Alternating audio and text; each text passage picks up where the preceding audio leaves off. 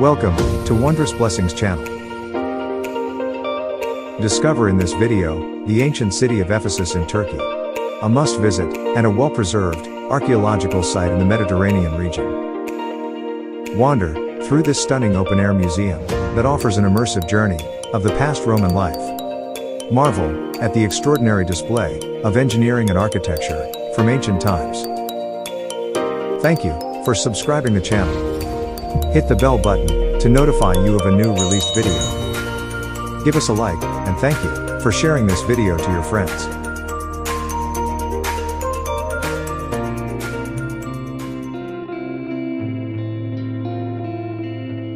Ephesus is one of the biggest and most impressive ancient cities in the world.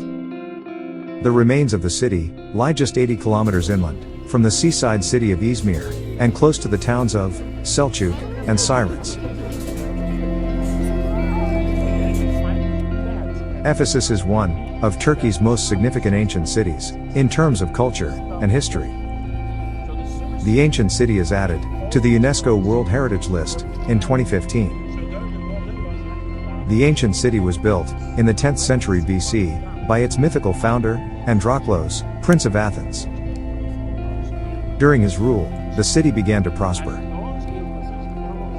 The place was famous in its day for the famed Temple of Artemis that was completed around 550 BC. The Temple of Artemis has been designated as one of the 7 wonders of the ancient world. In 129 BC, Ephesus came under the control of the Roman Republic.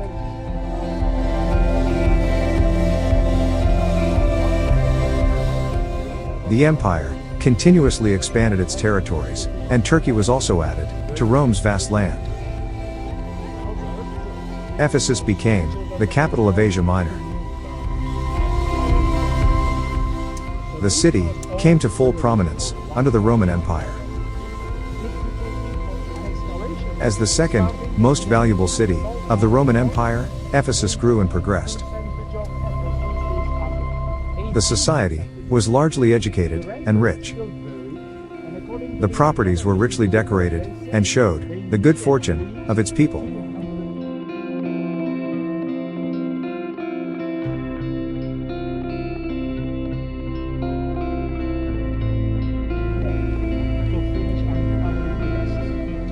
The various baths were excavated intermittently between 1929 and 1979. The structure at the foot of Pinar Dad rested against the mountain, and the natural rock served its walls. The baths featured various rooms with different temperatures and changing rooms.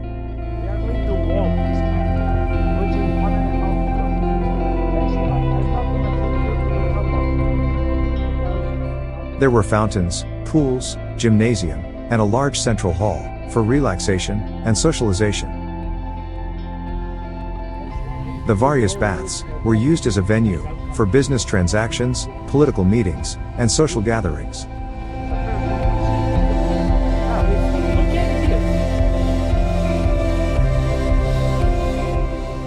If you remember, I was saying that those are from the Roman era, and the pipes there were for used water and clean water. So in here, this is how it looks like under the streets. We are going to walk on the marble streets of Ephesus on our way, and this is a chance for us to see what looks like under the street, because the street is missing here and in it. So regular water, drinking water, used water, and the third one was for hot water. These are all hot water pipes. Hot water pipes had holes on them to release the pressure. Plus, if you look inside, there is a broken one there. You can see that they tend to collect more calcium inside them. So hot water pipes, they go straight this way. There is actually another street going to the right there. They make a right turn, and they all go to that circular structure, which is a hot water supply tower. So from that everywhere. When we investigated these pipes, we saw that some of it were going to the baths. Some of it were going to the houses. At least 50% of them were not going anywhere. Although they were just going under the marble streets, they were just flowing to the sea. At the beginning it was difficult to understand what we were looking at, and later on we found out that we were looking at an underfloor central heating system. As far as we know, Ephesus is the first and the last city that had an underfloor central heating system. This shows the prosperity. All those marble streets we are gonna walk were heated underneath.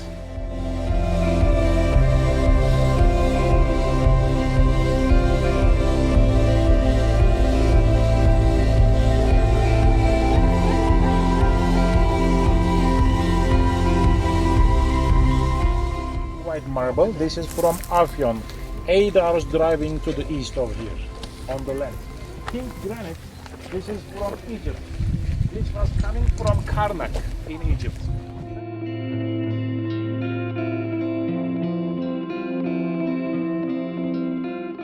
The Odeon of ancient Ephesus was constructed around 150 AD by an Ephesian benefactor, Publius Vettius Antoninus.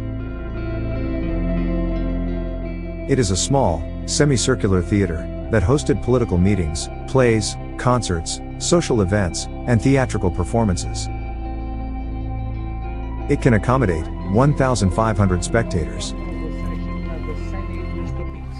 That's where they took their decisions, like the Parliament House we got today. The capacity was 1,100 people. Unfortunately, only very little of it is original pieces. Only the white-colored stones you see are the original pieces, which are marble. All the upper parts are all restoration. In that building, what they didn't discover was a rain drainage system.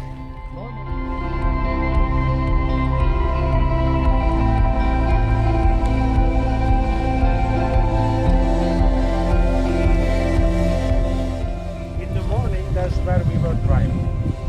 If you remember, I was saying that this is the sea. That's where we were at first. Just imagine that the city continued at the skirt of this hill all the way to the foot of that hill. It covers the entire hill, all facing the sea. And imagine that the color of the background was all blue. It was looking gorgeous actually.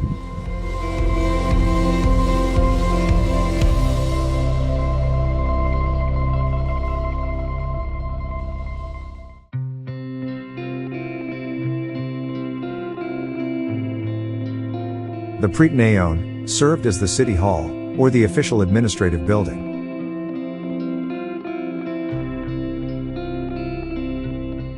It was also a venue for official receptions, banquets, and religious ceremonies.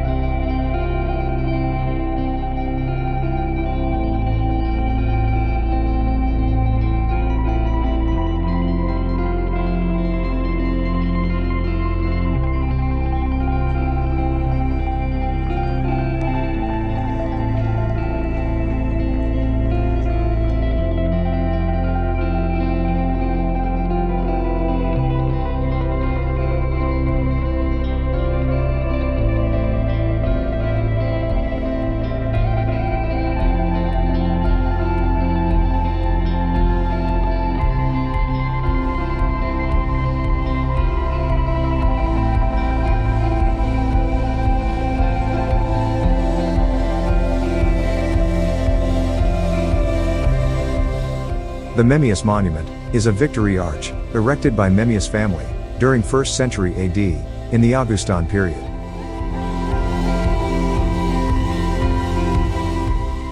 Tired of the tax burden Rome was placing on the cities and towns of Asia Minor, the king of Pontus led a revolt against the Roman Empire. The Pontic armies conquered many cities throughout Asia Minor during their revolt. The Roman armies, led by the dictator, Sulla, took back Ephesus. The monument was created and dedicated to the Roman dictator Sulla to commemorate his victory in the liberation of Ephesus from the Pontic Empire in 84 BC.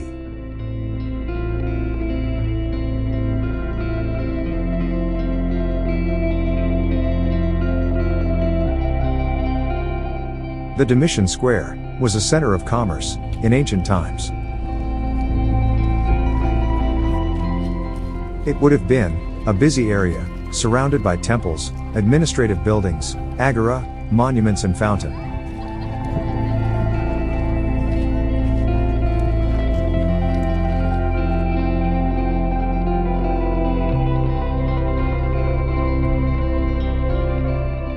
The square leads on the left of the way, from Parthenon to the Memmius Monument.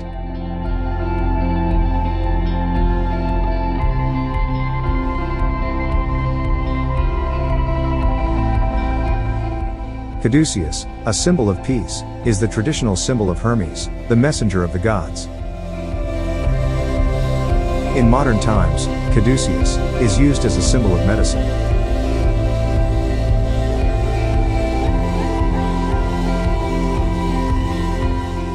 On the west side of the Domitian Square stands the marble relief of the Greek goddess of victory, Nike.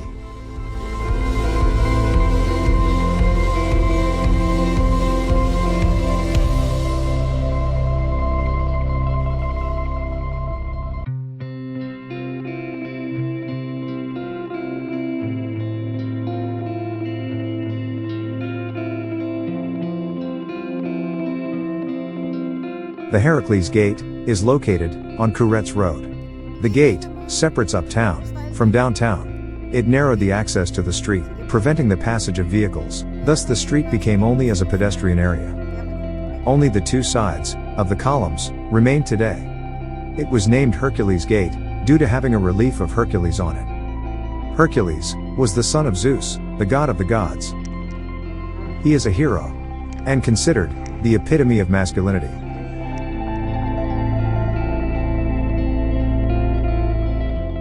The street between the Hercules Gate and the Celsus Library is Quiriti Street. The street was decorated by statues, memorials, fountain, temples, wealthy homes, porticos, and high-end stores.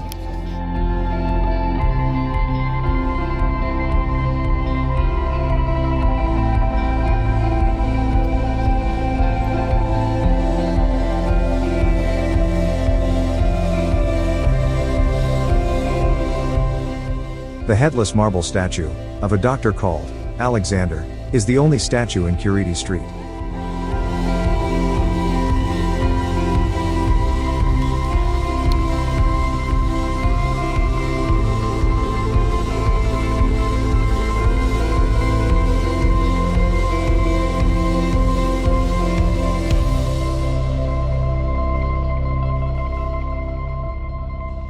The Fountain of Trajan was built in honor of Roman Emperor Trajan. Emperor Trajan, the second of the 5 good emperors of Rome, is known for his military conquest and administrative reforms. The fountain was created to supply the city with fresh water.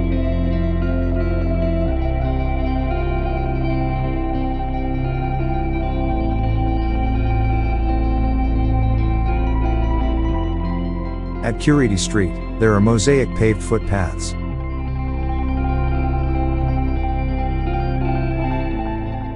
The mosaic paved sidewalk are located in front of the terraces houses. The terrace houses of Ephesus is also called the houses of the rich.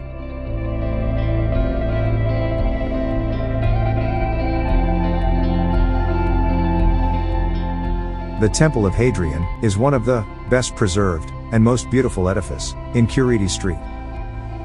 The temple was dedicated to Emperor Hadrian to celebrate his visit to Ephesus. The benefactor of the temple, P. Quintilis, a wealthy Ephesian citizen, constructed the temple in the beginning of the 2nd century AD.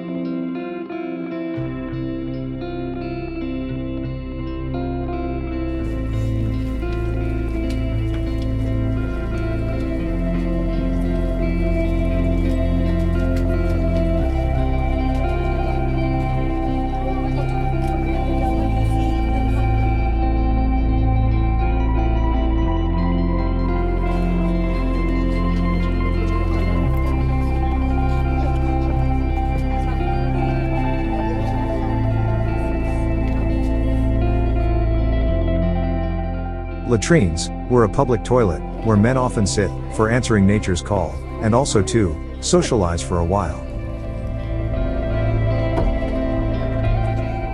The place, especially during summer, offered an escape from heat, since the room was an open courtyard with a small pool and fountain. The latrine was erected as a square room with 3 marble benches lining the walls, with 16 holes cut into each.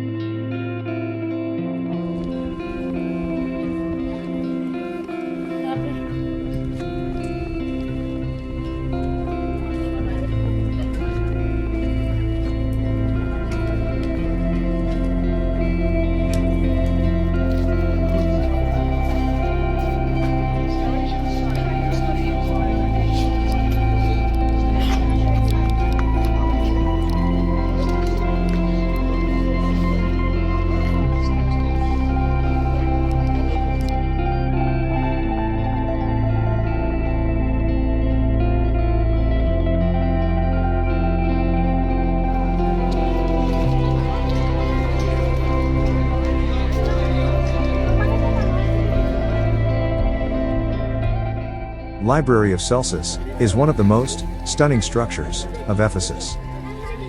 It is considered an architectural marvel. It was built in 125 AD in memory of Tiberius Julius Celsus Ptolemaianus. He is a Romanized Greek who served as a commander in the Roman army, consul, and senator of the Roman Empire. The Library of Celsus is one of the only remaining examples of great libraries of the ancient world. The marble-paved street leads to the Great Theater and the harbor.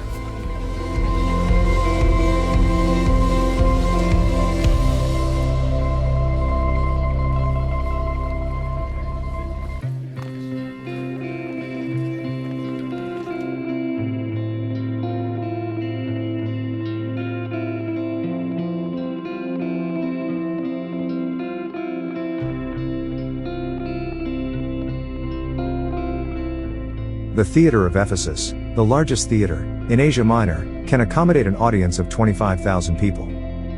It served as a venue for dramatic performances, gladiator games, and for demonstrations of a political, social, economic, and religious in nature. Ephesus Theater was built in the Hellenistic period, but renovated many times in the Roman period. Harbor Street is a half-a-mile-long avenue from the harbor to the theater.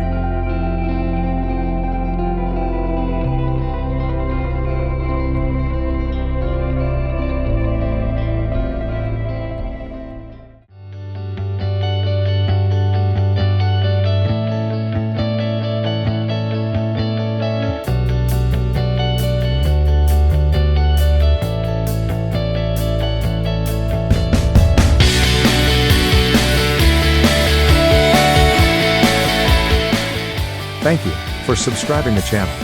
Give us a like, and thank you for sharing this video to your friends.